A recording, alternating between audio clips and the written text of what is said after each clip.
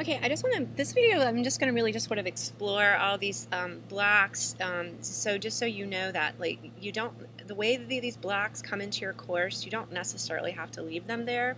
So for example, I personally like participants over here, which, I mean, you can move them from side to side. So if I click that, it's going to move it hopefully over here, probably move it to the bottom of the other side. Well, yeah. So now you can see it's here. So what it does is when you shift it from side to side, it's going to always go to the bottom.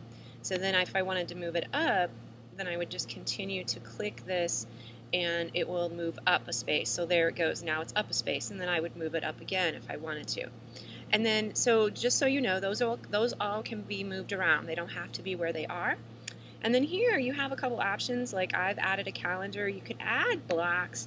This particular version of Moodle doesn't have as many options. A lot of times you can get just an HTML block, which is kind of neat to put pictures in or emoji in, but unfortunately this one doesn't.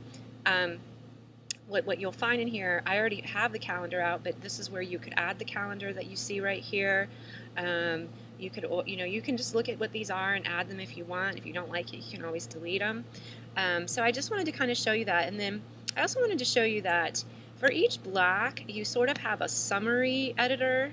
So as you can see, I like to use labels, which I'm going to show you in just a minute. I like to give you a little bit of information, and then I put my resources in. But that's how I edit that, is right here, and that's just my own style. You don't necessarily have to do that, but this is just one way that I like to do it. So you want to do that there. So you just go ahead and edit your label. This is your topic summary. I apologize, it's a topic summary. I just want to show you very briefly how I get this to go all the way across, because a lot of people get frustrated with that. First of all, you must be in Firefox or it will not work. If you want to have something like I have at the top, you type in your words first. Okay? Of course, I can't spell, but that's okay. So you type in your words first, and it's very important that you do it in this order. And then you highlight the words, and then you select it as a heading 1. Then you fill with your color. And you have to do it in that order so that the color will go all the way across the screen. I know it's kind of crazy. It took me forever to figure that out, so that's why I like to show people. And then, of course, you want to click Save Changes. So I'm going to erase that, though, because I don't want that. And I'm not sure how to get rid of that. Oh, I know. So I'm going to highlight this. I'm going to fill with white, or not. All right, well, I'll fix it later. So anyway, that's just how you do that. And then I want to show you very quickly how to put labels in, just regular labels in. Adding a label is a great way to kind of give kind of just-in-time sort of scaffolds. So I use this a lot just to like leave messages when I teach online, or maybe as a reminder. And I use it as a label because you can fill it with a color, and then it's instantly noticeable because it wasn't there before. So like you could be like, don't forget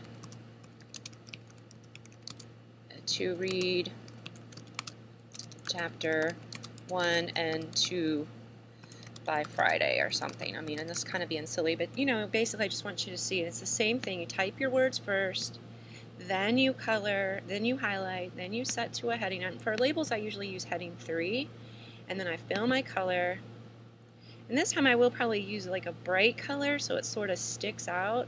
So I might use like a kind of a real bright green. And it's just these are just like little mini post-it notes is sort of how I look at it. As you can leave little notes to your students, like right there, and then everything you load goes right into the bottom. So if I wanted to move this up, say I wanted it up here for some reason, or I want it above the Design Studio. So basically you see all these boxes pop up. So it's just basically asking you, okay, where do you want that? Where exactly is it that you want it? You can even put it in a different block if you want it. So if I wanted to move it there, I just click there. So just let me say that one more time. Every time you build something in a block, it's always going to be at the bottom of the block, but then you have the option to move it anywhere you want in your Moodle course. All right, so that's just sort of some basics about the front page of your Moodle. I have more videos about how to do assignments and build web pages.